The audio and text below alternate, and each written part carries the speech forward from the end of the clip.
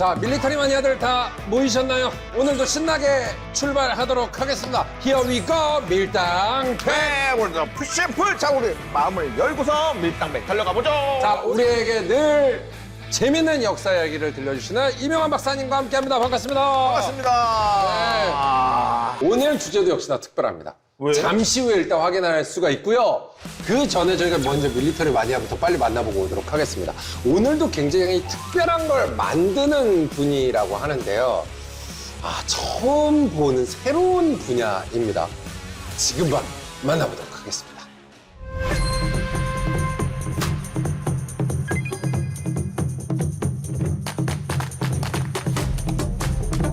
다른 것보다 이 갑옷에 미쳐 살고 이 갑옷에 대해서 연구를 하고 계속 밥만 먹고도 이 갑옷은 어떻게 만들어야 될까 고민하는 거. 그러니까 내가 이거에 진짜 미쳤구나라는 생각을 스스로 하게 되더라고요.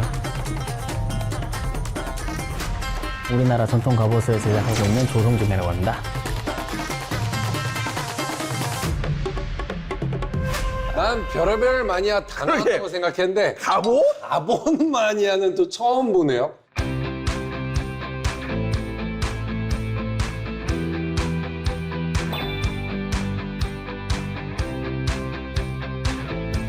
멋있지 사실. 근데 갑옷 멋있어요. 알죠. 네. 지금은 재료값도 만만치 않을 그러니까 텐데. 이제 맞네요.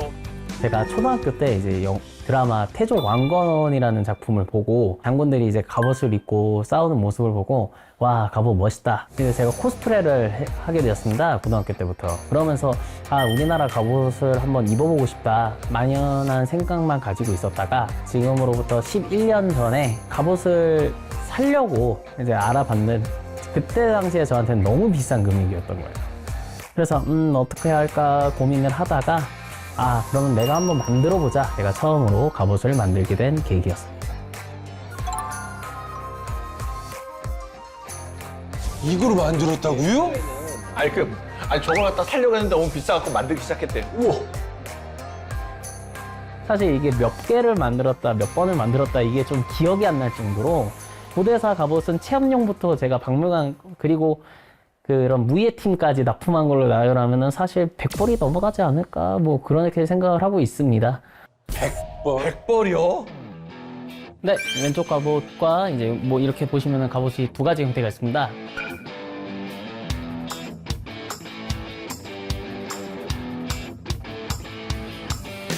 이거 같은 경우는 이제 고대사를 대표하는 갑옷, 그리고 한반도에서 역사상 가장 긴 갑옷이라고 할 수 있는 찰갑이라는 갑옷이고요.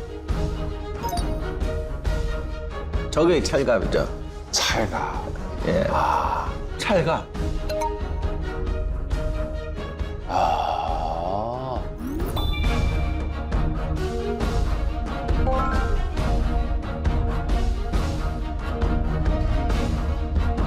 지금 이쪽에 있는 갑옷은 구역에 추정되고 있는 그 갑옷을 한번 만들어 본 겁니다.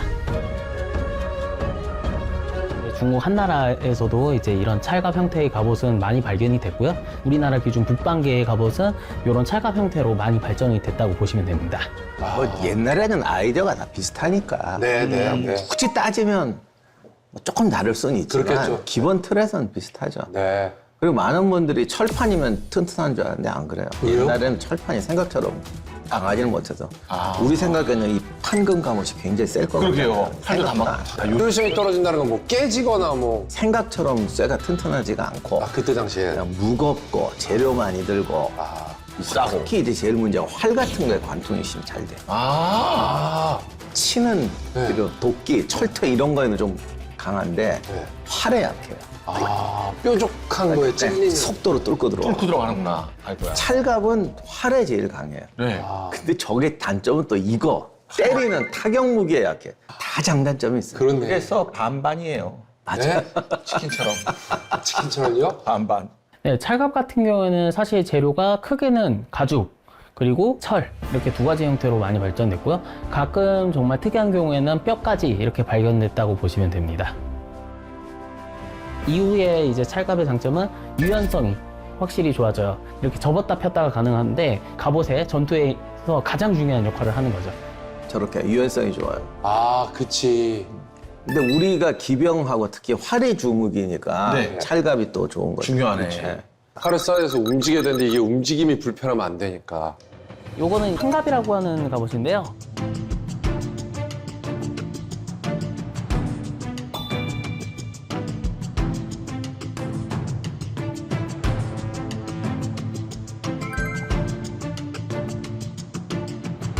우리나라랑 이제 일본에서 많이 있었고요. 4세기까지 사용된 걸로 추적을 하고 있습니다. 근데 이 판갑 같은 경우에는 찰갑에 비해서 생산할 때마다 그 사람의 신체 사이즈를 다 맞춰야 되기 때문에 그거를 다 못한다는 단점이 있고요. 내 사이즈에 맞 살찌면 큰일 나. 진짜 살찌면 그냥 큰일 나는 거야. 그리고 두 번째로 문제는 바로 유연성이 떨어진다는 겁니다. 찰갑이. 찰갑은 4세기 이후부터 엄청난 발전을 해요. 그래서 접었다 폈다도 가능하고 몸의 유연성이나 전투적으로 가장 하이 테크놀로지를 찍게 됩니다. 하지만 판갑 같은 경우는 그런 부분이 미숙하고 발전할 수가 없기 때문에 한반도 남부 땅에서는 사실상 없어졌다고 보시면 되고요.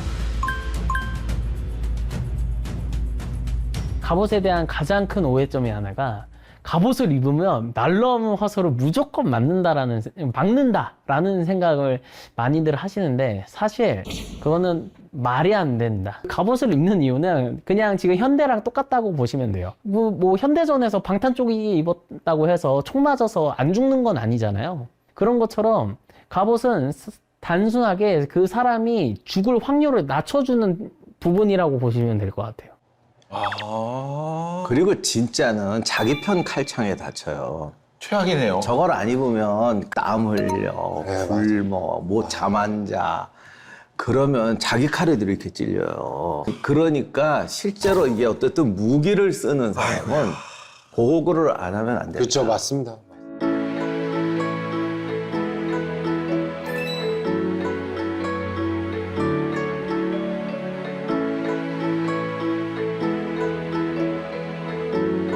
다음 같은 갑옷은 이제 조선시대를 대표하는 이제 두 가지의 갑옷을 이렇게 준비를 했고요. 왼쪽부터 보면은 방금 전에 고대사에 있는 찰갑의 장점을 어떻게 발전되는지를 알려드리는 과정입니다.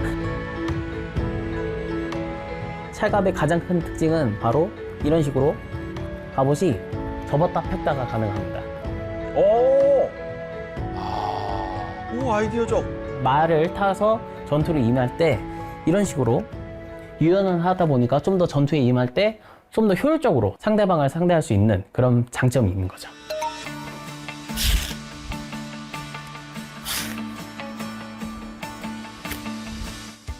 뭐가 있었겠어, 그때. 뭐, 대량 공장이 있었겠어, 뭐가 있었겠어요.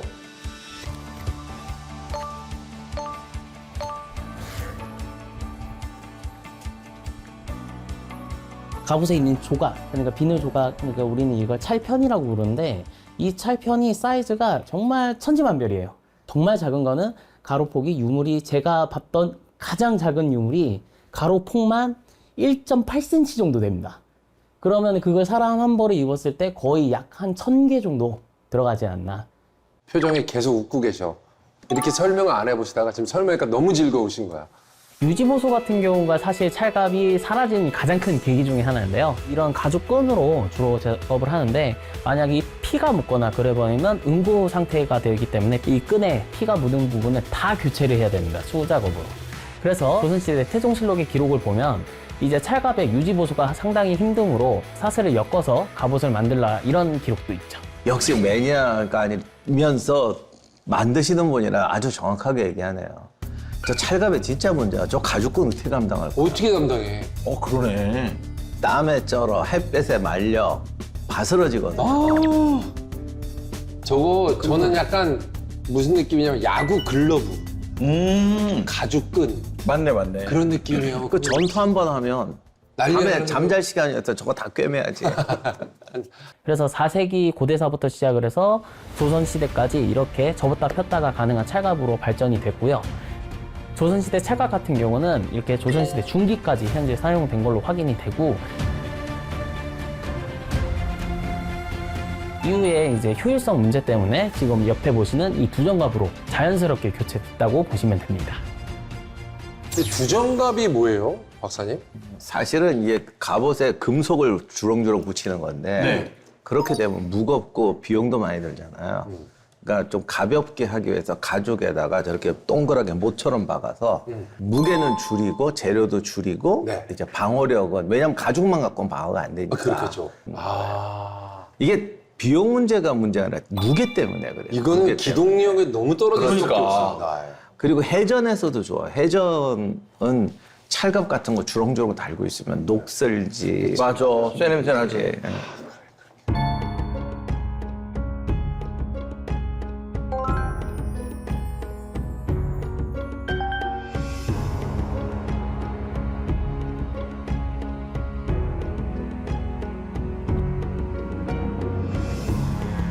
여기 보면 못 같은 게 있어요.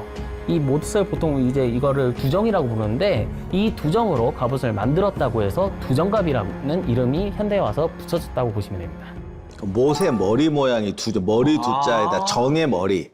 못머리. 그렇구나. 우리가 박을 때 끝에 나오는 그 머리. 그거를 이렇게 맞아. 다닥다닥 붙이는 거예요. 미디어 같은 경우 사람들이 가장 이제 이상하게 여긴 게 왜 이런 두정으로만 방어가 되냐, 이게 무슨 갑옷이냐 이렇게 얘기하시는 경우가 있는데 두정갑의 특징은 포 형태로 먼저 만들고 그 위에 두정을 통해서 갑차를 이런 식으로 고정을 시켜서 안에 갑차를 만든다 이렇게 보시면 됩니다.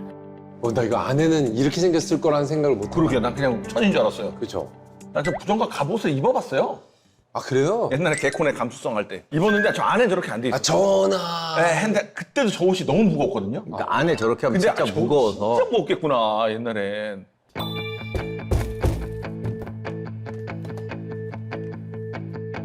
오늘도 다시 한번 느낍니다. 대단하시다, 진짜. 요거는 이제 조선시대를 대표하는 두정갑이라는 갑옷의 안에 있는 갑차를 이제 작업을 하는 과정을 하고 있습니다. 물론 뭐 현대 기술의 미싱을 사용한다든가 아니면은 이런 식으로 일정 프로그램을 이용을 해서 패턴판을 만들거나 하는 거는 뭐 현대적인 기술을 하긴 하지만 기본적으로 이런 그 두정, 리벳이나 이런 물건을 작업하는 거는 거의 다 수제로 작업한다고 보시면 됩니다. 갑옷을 제작하는 데 있어서 고증은 어떻게 보면 좀 필수적인 거라고 봅니다. 예를 들어 그 제작 방식의 공정 자체를 무시하게 되면은 원형 자체가 무너지기 때문에 당시 선조들이 만들었던 그 갑옷의 어떤 메커니즘으로 움직였는지에 대해서의 조사가 필요한 거죠.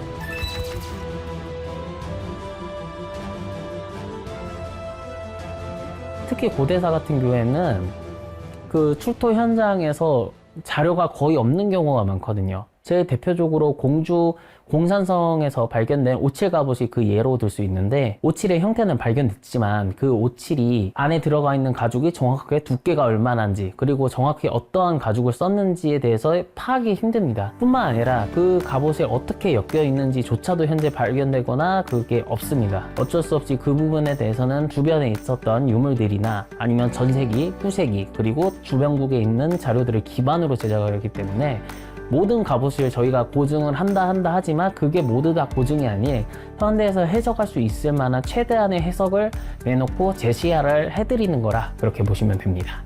저게 왜냐면 쇠하고 가죽은 다 사가버리잖아요. 네. 그러니까 갑옷이 발견되기가 정말 힘들어요. 오칠 부분 때문에 오칠 부분은 살아남았는데 뒤에 가죽은 다 사가버리는 거예요. 어떻게 하다가 공기가 차단된 데 이렇게 있다 보면 그렇죠, 이제 그렇죠. 그렇게 되는 나오는 경우가 있긴 한데 옛날에 뭐 비닐이 있겠어요. 뭐가 그렇죠. 있었겠어요. 그러니까 그냥 다 썩어서 없어진 거지. 와, 어떻게 보면 저희가 봤었던 마니아 중에서 가장 현실 고증이 어려웠던 분일 것 같아요.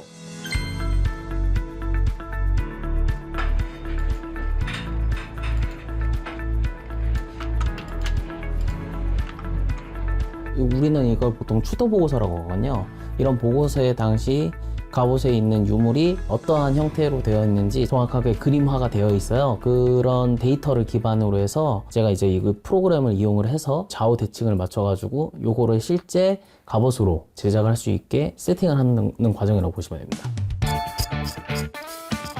이거 뭐 저거는 대장장이야? 뭐야? 조선시대 투구를 제작하고 있고요.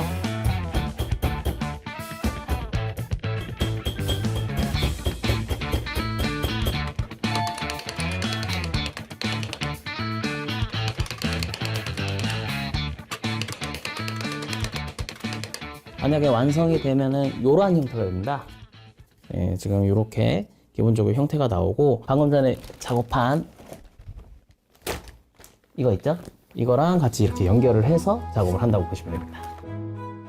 요거 같은 경우는 조선시대에 이제 중후기쯤부터 나오기 시작을 했던 투구고요. 조선시대 끝에 후기까지 이게 사용된 투구라고 보시면 됩니다. 일반적인 병사나 간부 같은 경우는 이러한 형태를 디자인을 유지를 하고 있고 장군이나 직위가 올라가면은 이쪽 끝에 있는 이 부분이라든가 챙 부분에 은상갑 조각을 해서 안에를 파고 거기에 은을 삽입하는 그러한 투구도 존재를 하고 아니면 앞쪽에다가 이렇게 화려하게 용이나 아니면은 봉황 같은 이런 장식을 이렇게 붙이는데 실제로 만약에 이런 용이나 봉황 같은 거 있을 때는 적군에 대해 이제 눈이 띄기 때문에 실제 전투용으로 사용하진 않았고요. 이런 고급용 갑옷과 투구 같은 경우에는 이제 선물용으로 아니면은 전시용으로 사용했다고 보시면 됩니다.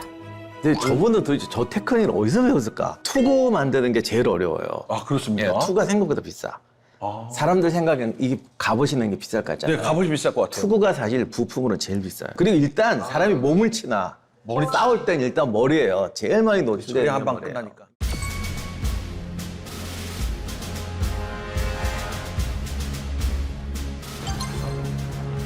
헌패! 입구를 지켜라! 제가 처음으로 박물관 갑옷을 이제 제작에 참여해서 갑옷을 만든 게 제가 현재 경상대학교 박물관에 전시되어 있는 개마무사사.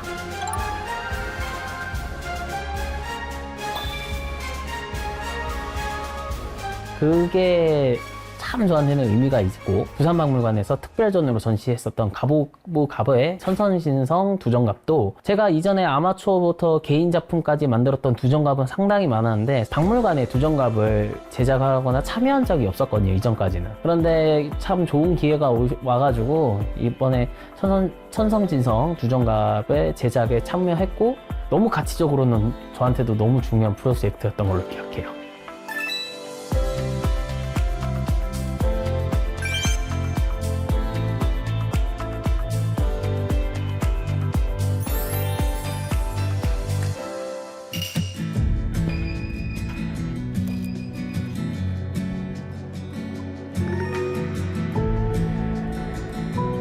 고려시대 갑옷에 아직 풀려지지 않는 이 비밀들이 많은데 조선과는 다른 고려시대 전기나 중기에 이런 갑옷 유물들이 나와서 조사를 하게 되고 그거를 좀 재현하는 게 또 하나의 목표 아닌가. 근데 이거는 뭐 제가 원한다고 되는 게 아니라 하늘에서 이제 좀 도와주셔야 될 것 같고 다양하게 우리나라 전통 뭐 의상이나 이런 만드시는 분들 있잖아요.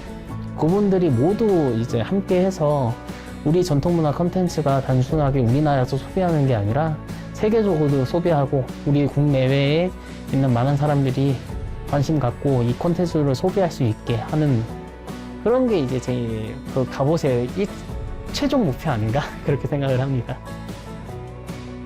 저는 우리나라의 복식과 그리고 갑옷의 밑이 매니아입니다.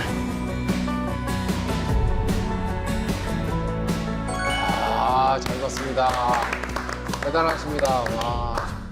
자, 지금까지 조선시대의 다양한 갑옷을 보지 않았습니까? 맞아요. 그래서 오늘은 이 갑옷을 입던 사람들에 관한 주제를 좀 준비를 해봤습니다. 오늘의 밀당백 주제, 바로 공개합니다.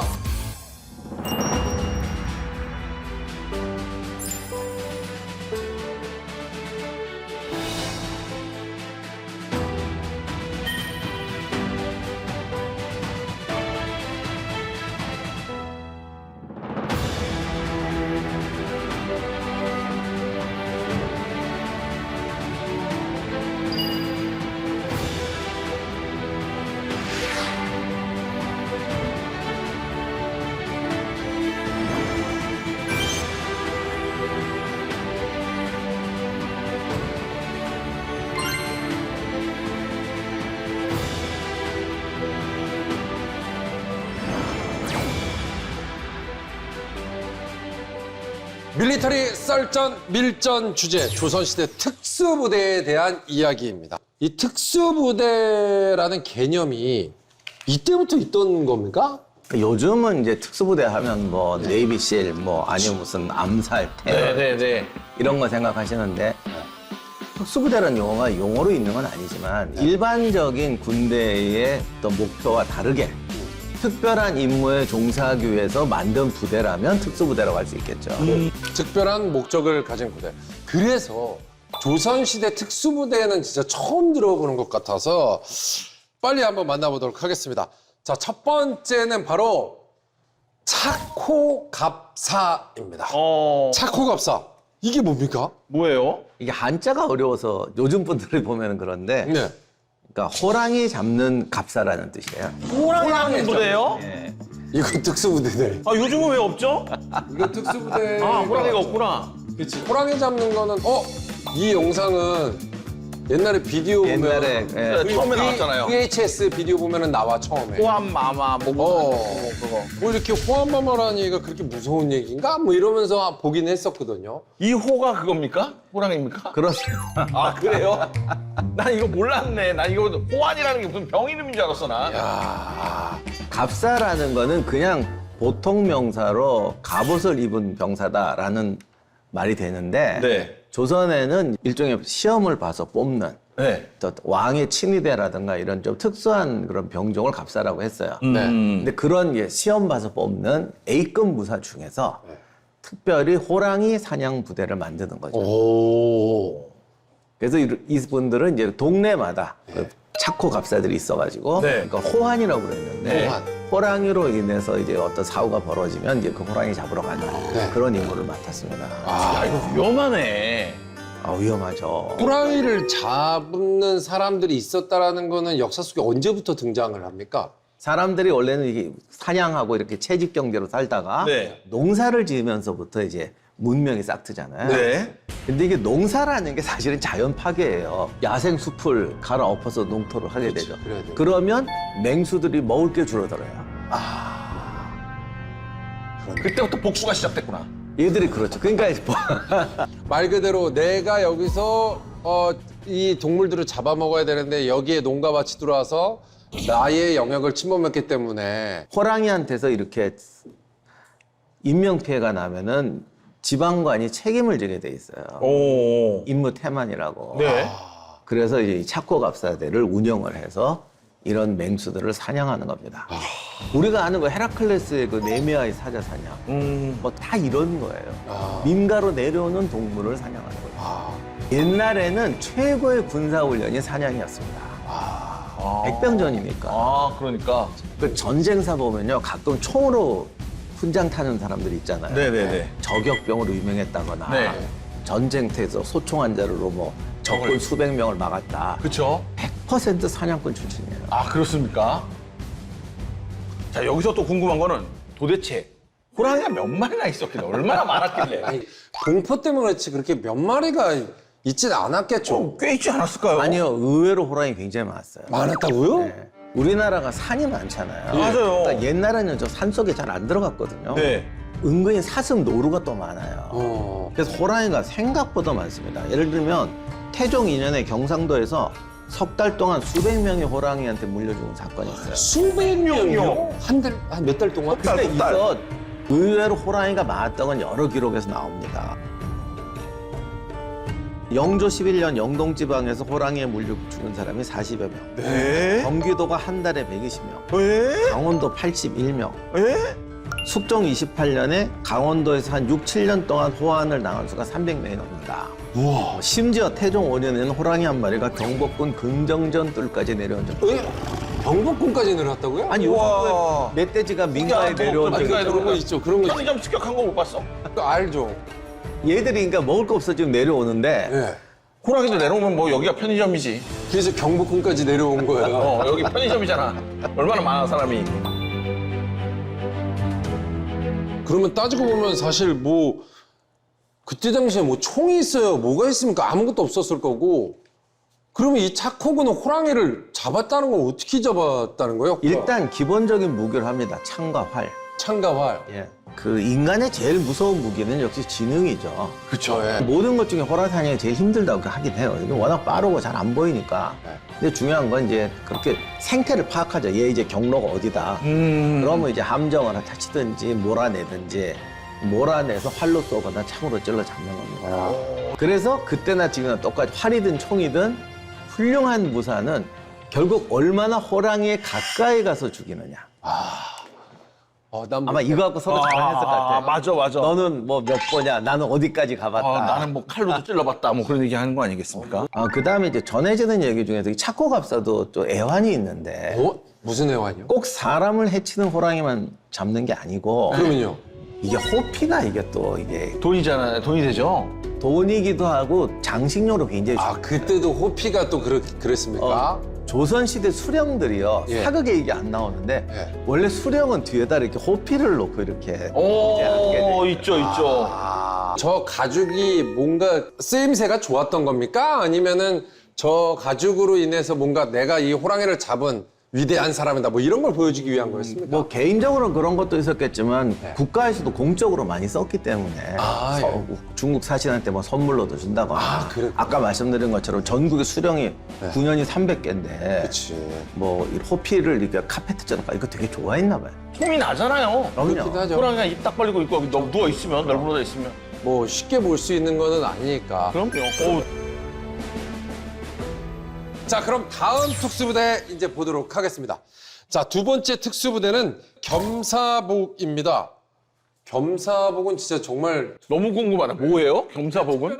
겸사복은 특별하게 우리 임 박사님의 일타 강의로 준비를 해봤습니다. 겸사겸사해서 왔습니다.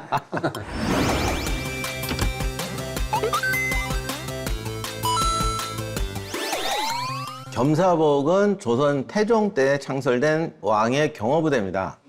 태종이 뭐 왕자의 난도 하고 뭐 여러 가지 하다 보니까 자신의 경호원이 필요하다고 생각했던 것 같습니다. 근데 사실 뭐 어느 나 왕은 경호원이 필요하죠. 요즘식으로 말하면 최근접 경호원이라고 할 수가 있습니다. 그럼 왜 하필 겸사복이냐? 조선시대에 사복시란 관청이 있었어요. 이 사복시는 왕이 타는 말을 관리하는 마굿간 관청입니다. 옛날에 왕은 절대 발로 땅을 밟지 않습니다. 가마를 타거나 말을 타거나 정한 데면 엎혀서라도 가지 신발에 흙을 안 묻혀요. 그러니까 옆에서 최근접 경호하는 사람들이 말을 관리하는 사람일 수밖에 없는 거죠. 그러니까 간단히 말하면 그냥 유명한 분이 차 타고 갈 때 차에 같이 타는 사람들 이렇게 생각하시면 됩니다. 이래서 최근접 경호원을 조선시대는 겸사복이라고 했던 겁니다. 이 겸사복은 인원도 가장 적었습니다. 왜? 최근접 경호원이니까. 근데 처음에는 50명밖에 되지 않았어요. 그러다가 나중에는 점점 커져서 400명 정도가 되는데 이런 근접 경호는 많으면 효율이 더 떨어져요. 배신자가 나올 수도 있죠. 원래 또 암살은 항상 근접 경호원이 배신해서 암살하는 경우가 또 제일 많습니다. 그러니까 아마 다시 줄였던 모양입니다. 그래서 후기에는 200명으로 줄였는데 이것도 많아서 아마 내 생각에는 비밀 경호대가 또 새로 만들어지지 않았나 싶기는 합니다. 아무튼 이게 겸사복의 유래였습니다. 그래서 겸사복은 가끔 왕의 특명을 받아서 특수 임무 같은 거 수행하기도 합니다. 근데 이런 기록이 많지는 않은데 고려시대 보면 별초가 왕의 어떤 사적인 임무도 수행하거든요. 겸사복도 착호갑사 지원하러 갔다는 얘기도 있는데 이게 아마 아까 제가 말씀드린 식인 호랑이 같은 거 이런 놈 나타나니까 이건 누가 가야 된다 이래서 보낸 게 아닌가 싶고 다시 한번 말씀드리지만 가장 실력 있는 무사는 최고의 사냥꾼이에요. 그러니까 아마 겸사복 중에는 그런 사람도 스카웃돼서 있지 않았을까 이렇게 추정을 해봅니다. 그래서 겸사복은 갑사보다도 시험 기준이 굉장히 엄했어요. 그러니까 갑사만 있는 게 아니라 뭐 별실이 여러 부대들이 있는데 그 중에서도 겸사복이 제일 높았습니다. 그리고 아마도 그 좀 기본적으로 좀 이게 옛날 사람들이 외모를 좀 따져서 키도 많이 따졌어요. 근데 사실 이게 좋은 게 아니에요. 왜냐하면 키가 크면 그만큼 총에 맞을 확률도 높아요. 그래서 세상에는 큰 사람, 작은 사람 다 있어야 됩니다. 근데 아마 옛날에는 좀 따졌던 것 같아요. 그리고 당연히 가문의 결격 사유가 없어야 되고 역시 시험의 왕국답게 겸사벽에 뽑히더라도 매년 봄, 가을에 연재라는 이름으로 무예시험을 실시합니다. 예를 들면 화살을 몇 발 쏴서 몇 발을 맞춰야 된다. 그래서 여기에서 떨어지면 이제 탈락이죠. 그리고 간혹 정말 대단한 용사다. 뭐 호랑이를 때려잡았다. 식인 호랑이 잡았다. 이런 애는 이제 겸사복으로 스카우트해줘. 이럴 때는 신분을 묻지 않고 심지어는 천인이 면천이 돼서 겸사복이 될 수도 있다. 이런 특별 케이스도 워낙 왕의 근접 호위병이니까 좀 특별한 일이 있을 때는 얘들을 또 투입하죠. 뭐 호랑이 잡으러, 도둑 잡으러, 뭐 어떤 하여간 특별한 일 있을 때 보내는데 그것도 왕의 정치적 행위가 좀 들어간 것 같아요. 내가 내 경호실 애들을 보내서 이걸 처리했다. 왕의 어떤 자비, 은혜, 백성을 사랑하는 마음 이걸 과시하려고 겸사복들도 출장도 많이 다니고 꽤 바빴던 것 같더라고요. 그래서 뭐 예를 들면 성종 2년에 전라도 관찰사가 남원의 민가에 도둑이 드니까 겸사복을 보내 체포하게 해달라. 이 도둑이 임금석처럼 날고 기는 도둑이거나 패거리였겠죠. 그러니 보내달라. 그래서 실제로 잡아왔다. 창덕궁 후원에 호랑이가 들어왔다. 이게 또 창덕궁 후원에 동물을 키우거든요. 사슴 키우고. 그러니까 이놈들이 또 이제 들어오는 거지. 그러면 이런 거는 겸사복이 잡는 거예요. 왜냐하면 군대를 출동시키면 얘들 중에 궁궐 내부를 본단 말이에요. 그러면 이것도 안 돼요. 그러니까 집안일은 집안 사람 시켜서 해결한다. 이렇게 되고 뭐 심지어는 왜구를 무찌르기 위해서 겸사복 수십 명을 보냈다. 이거는 그야말로 최정예 특수부대를 왕이 직접 보냈다. 뭐 이런 어떤 정치적 의미도 있습니다. 예나 지금이나 결국 훌륭한 사람이 일을 많이 합니다. 군대는 나라를 지키는 것이 기본 임무고 나라를 지키기 위해서는 수백, 수천 가지 별난 일들이 다 있습니다.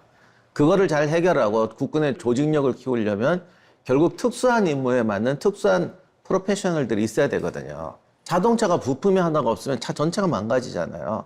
그래서 이런 특수부대들을 키우는 것은 군으로서는 관리가 힘들고 굉장히 좀 여러 가지 문제도 많이 생깁니다. 그러나 그렇다고 해서 얘들을 없애버리면 자동차는 있는데 와이퍼가 없다거나 깜빡이가 없다거나 이런 자동차가 되어버려서 결국 자동차의 기능을 못하게 됩니다. 그런 점에서 우리가 이런 특수부대에 대해서는 좀 더 많은 생각을 하고 많은 배려를 해야만 한다고 생각합니다. 자, 조선의 마지막 특수부대는 채타민입니다. 채타민. 이건 뭐야? 채타민. 이름부터가 이름이 굉장히 뭐야? 좀 신비로워요. 어떤 부대입니까? 채타민. 이 채타민, 채탐 또는 채탐자라고도 하는데 채탐자? 이거는 진짜 영화에 나오는 특수부대예요. 적진에 들어가서 정찰하고 아, 특수 임무 수행하는. 그러니까 딱 요즘에 그런 특수부대예요. 오, 진짜요? 이분들은 어떤 일을 했습니까? 이게 왜 언제 생겼냐면 조선이 건국 초부터 이제 압록강 두만강에서 여진족하고 싸우죠. 여진족하고 싸우니까 현지인들이 필요하잖아요. 네네네. 그리고 우리는 이제 적을 공격을 안 하잖아. 사실은 이제 수비형이잖아요. 맞습니다. 근데 수비를 한다고 해서 우리가 딱 국경 안에서 지키고 있으면 당할 수밖에 없어요. 나는 수비하고 있고 저쪽에 쳐들어오면 쳐들어온 애가 100% 이긴다고. 그렇죠. 그러니까 적진에 네. 적진에 잠복을 시켜서 적의 이동 상황을 파악해야 되는 거예요. 또 그 과정에서 또 여러 가지 일을 수행을 하고 그러니까 쉽게 말하면 적진에 들어가는 거예요. 예. 이래서 이제 채탐자가 진짜 특수부대가 된 겁니다. 아, 그래서 채타민이라는 얘기가 그 나오는 여기서 거죠. 나오는 거구나. 이때는 그럼 언제부터 채타민이 활동하기 시작합니까? 비공식적으로는 국초부터 있었던 것 같은데 네. 조선이 세종 때 네. 채탐자 부대를 조직화해요. 아, 세종대왕 때 이게 조직이. 그러니까 각 국경마다 부대들이 있잖아요. 네. 그럼 거기에 특수부대가 몇 명씩 있어야 된다. 이런 네네네. 식으로 채탐자가 몇 명씩 있어야 된다. 뭐 이들의 포상 규정은 어떻게 한다. 네. 이런 걸 세종 때 만듭니다. 그리고 아마 대거 늘렸겠죠. 네. 왜냐하면 예를 들면 연대마다 몇 명씩 있어야 된다. 이런 식으로 배치를 하는 거니까. 네. 그래서 세종 때 가장 많은 인원이 있었고 활약도 많이 했습니다. 아. 그러니까 보통 5인에서 10명 정도 적진에 들어가서 뭐 특수임무도 수행하고 네. 우리가 그 여진 정보를 하는데 예. 처음엔 들어갔더니 여진족 부락들이 다 흩어져 있고 막 이러니까 예. 그 고구려 주몽이 도읍으로 삼았다는 오녀산성 거기가 워낙 요새니까 그때는 그게 여진족들의 요새였어요. 그래서 거기까지 가는 도로, 거리 이제 특수부대를 집어넣어서 거기까지 가석을 관측을 하고 돌아오다가 아, 적한테 걸려 들켜가지고 한 명은 죽고 빠져나오는 영화 같은 거. 오. 근데 이게 의외로 활약상들이 그렇게 많지 않아서 이게 굉장히 또 아쉬운 부대이기도 합니다. 근데 뭐 그건 특수부대의 숙명 아니겠습니까? 아, 그래서 우리가 많이 모른다는 건 이들이 훌륭한 부대였다는 거예요. 오. 맞아요. 너무 많이 한다면 그건 작전마다 사고 쳤다는 거죠. 오, 맞아. 그래서 이게 부대가 조직돼 있었고 충분히 있었고 활약했던 징조는 있기 때문에 네. 우리나라 분들이 또 이게 사실 군인들한테 항상 우수해요. 특수부대 이런 거 잘하잖아. 그래서 꽤 많은 활약을 한 것 같습니다. 네. 세종 22년에 평안도 도졸지서가 보고하기를 채타민, 임성발 등 7명이 강을 건너갔다고 오랑캐 7명과 만났다. 사실 그 징계 사유야. 만나는 것도 안 돼. 그렇지. 안 되지. 그때 임성발이 한 명의 배를 화살을 쏴서 맞추니까 물러갔다. 또는 뭐 다른 채타민을 또 공격해서 채탐자가 부상을 당했는데 태연하게 버티고 있으니까 놀러 도망갔다. 이렇게 되는데 사실 이게 어떨 때는 한 작전에 여러 팀을 집어넣는 경우가 있어요. 네. 근데 한 팀이 들키면 비상이 걸리거든요. 그치. 그럼 다 실패되는 거예요. 다 그치. 실패인 거죠. 그거 자체가 실패인 거죠. 그러니까 우리가 모르는 희생도 굉장히 많았죠. 그랬을 것 같다는 생각이 듭니다. 그렇습니다. 기록이 없는 건 안타깝지만 현재 한반도 영토를 만든 숨은 공신이었다는 생각이 들고요. 저희가 왜 지난번에 병자호란에 대해서 다뤘었는데 사실 이게 또 한편으로는 그때는 이제 우리가 흑음 말 그대로 청해 공격에 속수무책 당했었거든요.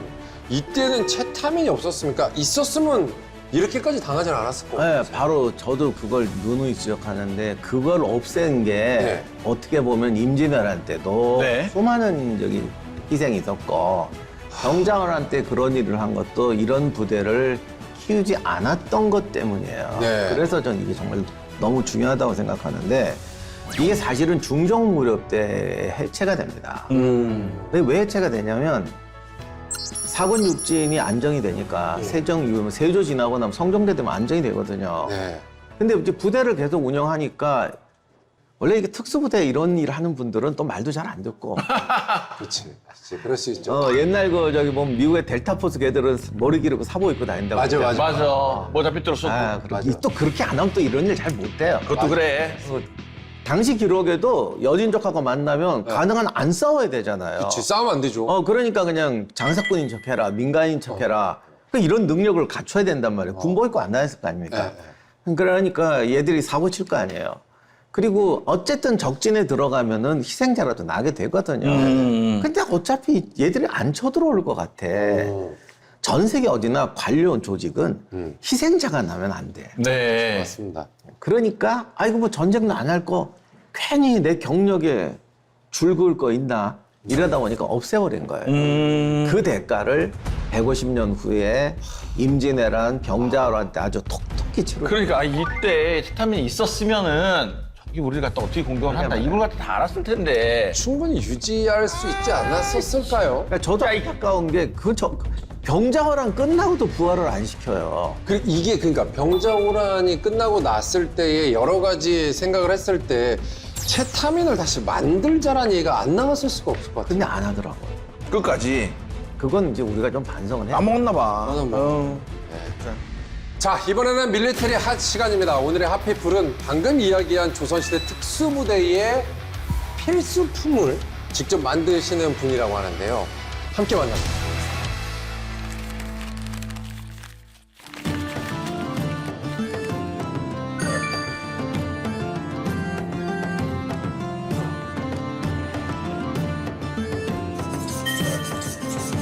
사라져가는 대한민국의 전통 화살에게 맥을 잇고 있는 궁시장 유세현입니다.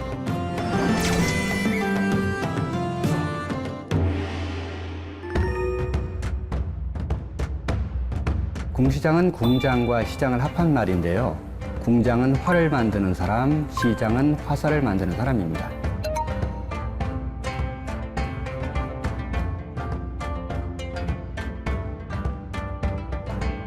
저희 이제 그 정조 할아버지,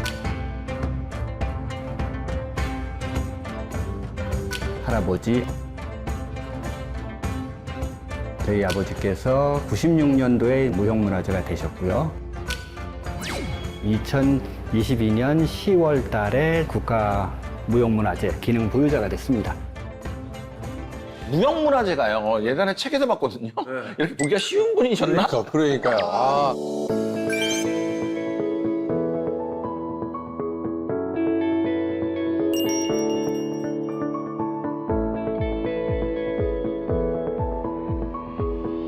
답하기가 되게 힘든데요. 우선 일단 86년도에 제가 이걸 가업으로 삼았다라는 거고요. 제일 처음 아버지 도와드리기 시작한 건 7, 8살 때. 저한테 특별하게 시간을 내서 그렇게 뭐 가르치고 그러지를 못하죠. 평생 본 거니까, 끊임없이 보게 된 거니까 결정적인 거 몇 가지만 알려주시면은 그 다음에는 뭐 이 크게 문제 없이 지나갔던 것 같아요.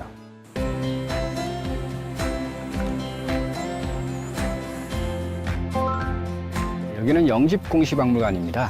그러니까 활과 화살을 전문으로 하는 박물관이고요.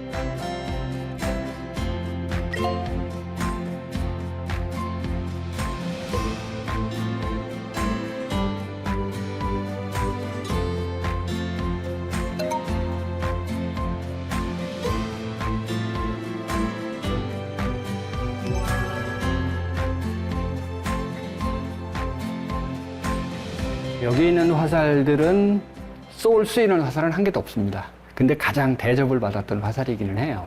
여기 있는 화살과 여기 있는 화살,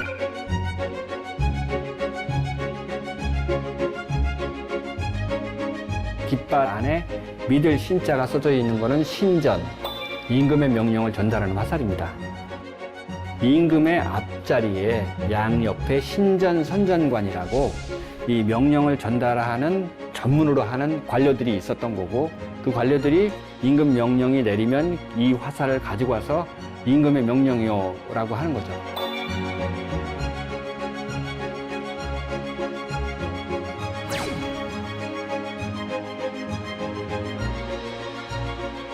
명령은 임금만 내리는 게 아니죠. 장수도 내려야 되는데 장수 같은 경우에는 모든 군사를 활용할 수는 없습니다. 자기의 소속된 부하들만 명령을 내릴 수 있어서 화살촉에 새기는 거죠. 훈련대장, 어영대장 뭐 이런 식으로 새겨서 훈련대장은 훈련도관만, 어영대장은 어영청만, 그 반대편에 영자를 새기게 되는 거죠. 이런 방법으로 그 군사를 통솔을 했던 것입니다. 여기 그림에 신윤복에 그린 계변가화라는 그림입니다. 굉장히 큰 활을 들고 있잖아요.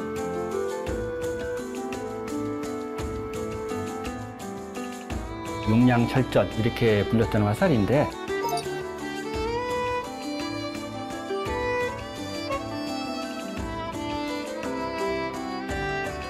화살촉의 무게만 6냥이다라는 거예요. 일반 화살이 한 10배 이상 되는 굉장히 무거운 화살입니다. 얘는 무과에 사용되었던 화살이에요. 무과란 것이 결국은 장교를 뽑자는 거기 때문에 장교가 얼마만큼 힘이 있는가를 테스트했던 그런 화살이기도 합니다. 굉장히 그 육량공이라고 하는 굉장히 큰 활을 하는데 그것들의 비용이 어마어마하게 비싸죠. 지금 요거 보면은 제가 보기엔 이 엄청난 자랑질을 하는 거 아닌가. 나 육량공 들고 있다? 뭐 이런.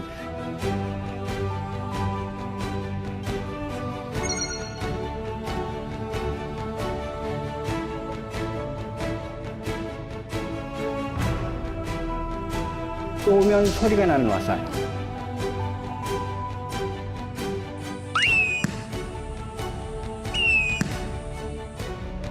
효시죠. 조선시대 때만 해도 이 화살은 명적전, 소리가 나는 통이 명적이라고 하거든요. 그래서 명적전이라고 많이 불렸습니다. 그러면 쏘면은 그 구멍 속으로 들어가는 공기, 나오는 공기가 부딪혀요. 그러면서 공명 현상이 일어나서 소리가 나는데 적이 쳐들어온다를 알리는 그런 용도로 사용이 되었던 게 이제 효시 명적전이고요. 통 속에 화살이 들어가 있거든요.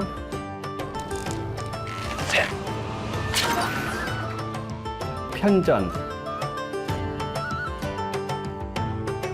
우리나라 화살 중에서 딱 한 가지만 고르세요라고 한다면 이 편전을 고르게 될 거예요. 이 편전이라는 것 자체가 원래 조선의 비밀병기. 화살이 굉장히 작아요. 사거리가 멀고 피하기가 어렵고 적이 주워도 되돌려 쏠 수가 없고 그리고 날아가는 속도가 워낙 빠르기 때문에 관통력이 뛰어납니다.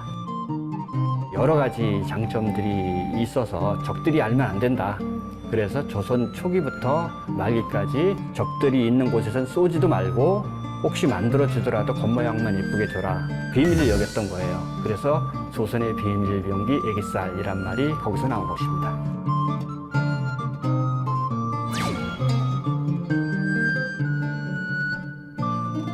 우리가 전쟁을 하면서 아마 화살을 안 쓴 게 거의 없을 거예요. 예. 그러니까 우리가 그토록 활 쏘기에 연연할 수밖에 없었던 게 아마 우리 역사에서 보면은 중국에서 굉장히 많은 외침이 있잖아요. 엄청나게 많은 숫자들이 밀고 내려왔을 때 우리가 그들을 상대할 수 있는 가장 효율적인 수단이 활쏘기였을 것이다. 두 사람과 한 사람이 싸움에서 한 사람이 두 사람을 이기는 건 굉장히 힘들거든요. 칼을 쓴다거나 창을 쓴다거나 그러면. 그런데 성을 지키는 수성, 올라가서 있는 상태라 그러면은 여러 사람을 상대할 수 있겠죠. 활로 쏘아서. 이건 아마 굉장히 고대로서부터 쭉 조선까지 이어지고 있는 가장 기본적인 우리 전쟁의 대비였죠. 그러다 보니까 활과 화살이 그만큼 우리에겐 중요했던 거 아닌가. 화살의 제작은 활의 제작과 완전 분리되어 있고 그 제작 과정 또한 독특한 공예 기술로서 자리하고 있다.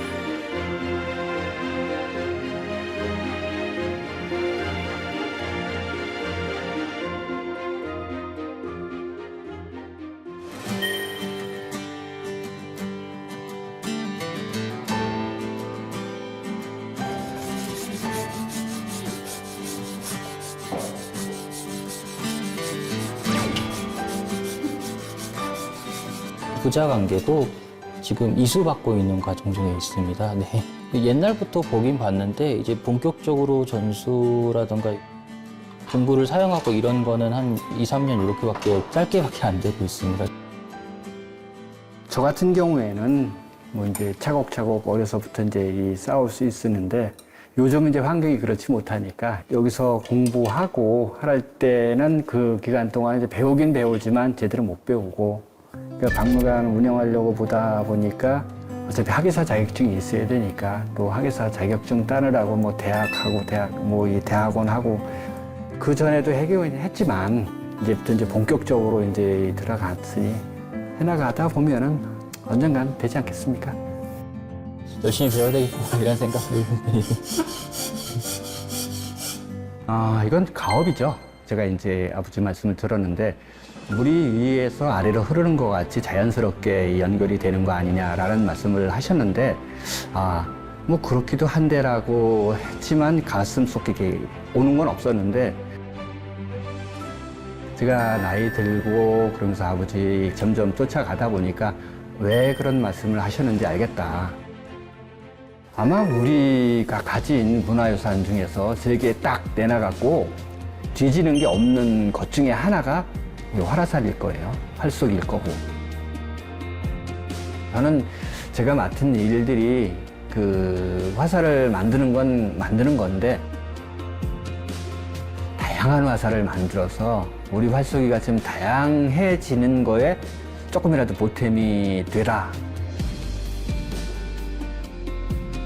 지금 복원되지 않은 이 다른 여러 가지 화살들을 계속해서 복원을 시도하고 그것이 어떤 화살인지를 파악을 하고 그것을 어떻게 우리 활쏘기에 접목을 시킬 거라를 그걸 또 뭐 이 생각을 하고 뭐 이런 것이 제가 앞으로 가야 될 길이라고 생각을 합니다.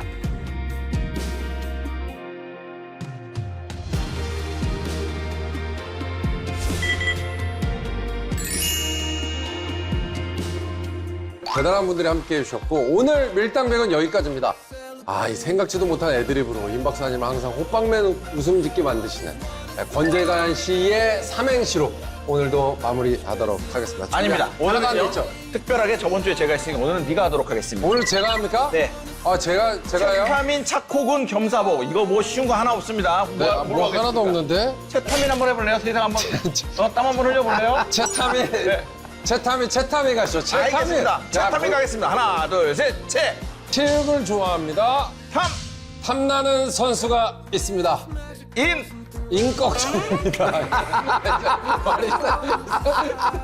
어렵다니까. 어렵다니까. 다음부터 이거 없애야겠다. 그래, 없애라고 내가 몇 번 얘기했어. 야, 뺐네요. 뺐. 박사님 시켜. 죄송합니다. 박사님에게도 너무나 무례한 부탁을 지금까지 했었던 것 같습니다. 자, 오늘 여기서 저희는 인사드리겠습니다. 함께해서 감사합니다. 감사합니다.